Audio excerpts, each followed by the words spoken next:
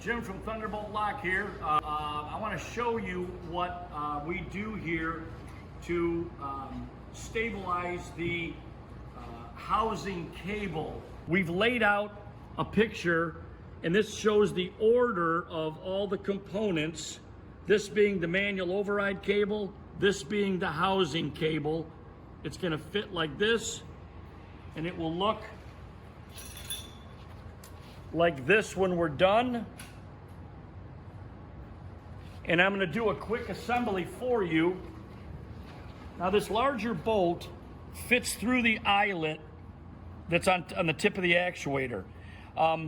You can thread it in. It's sometimes a little, you have to take some patience, but if you open up the hole just a little bit, not all the way through, it will allow the bolt to thread in more with a screwdriver, like such.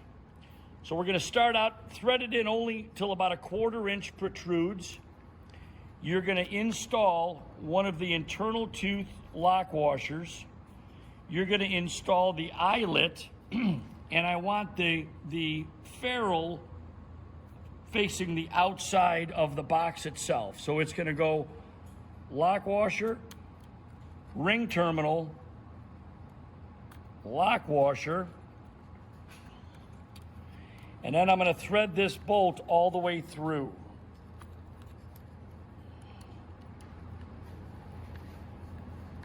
Once that's all the way in, and you've got your 2 lock washers and your eyelet, this will spin.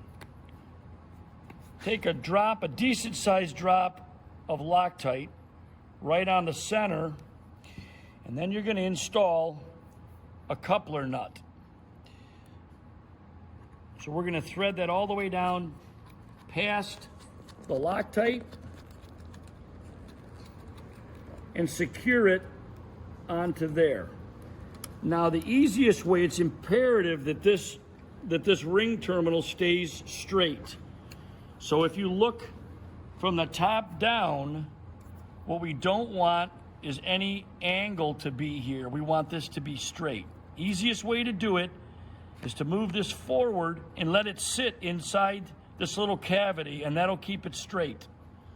Using a Phillips screwdriver and a 5/16 wrench, you'll want to tighten this. Hold that into the box, John, if you would, thank you. So as you tighten this, keep it in that, you can get this pretty tight. In fact, I recommend tightening it up pretty good. Once it's tight, then give it a little tweak. That is now secure, and you can see that goes straight into the hole. Very important. I'm thinking what happened to yours is once that manual cable was pushed a little hard, there wasn't enough bite on this, and it allowed this to turn or bend in a little direction. And once that kink is in this stainless steel, it'll never be right. And it'll wear, and it's brittle, it'll snap. I think that's what happened. So now that you have this in place and it's tight, if you flip this end up, and you're going to want to install the override cable, and I want that ferrule to be facing the same direction out the top, and you will fit that right on the cable itself. One more of the internal tooth washers on the top, and then I put a dab of Loctite right on the end, and our nut threads on, and that should relax into place. Now 5/16 small wrench again. You're going to support the coupler nut, and then you're going to want to tighten this end nut. This is a 3/8 nut on the end. I want you to get it snug.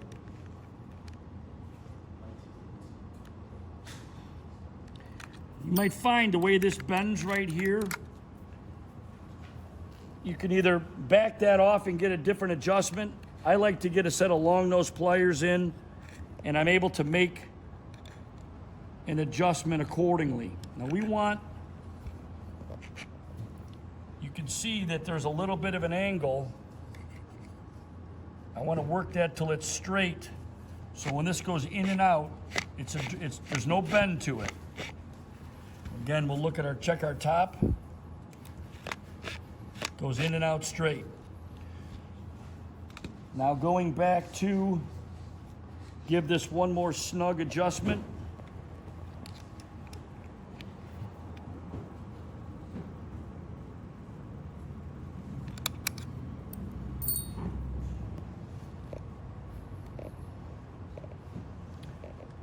And that, take your time and make sure these are good. I check them multiple times to make sure everything strikes correctly. And beyond that,